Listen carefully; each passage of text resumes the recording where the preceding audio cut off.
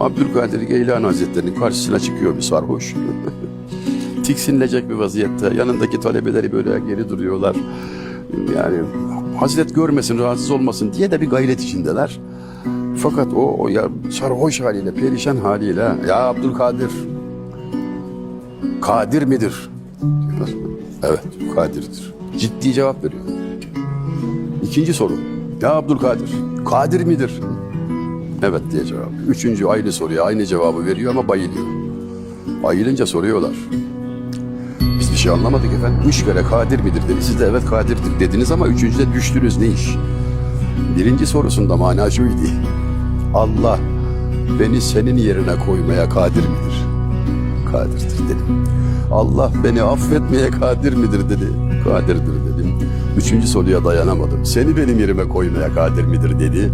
Kadirdir dedim ama dayanamadım, düştüm diyor.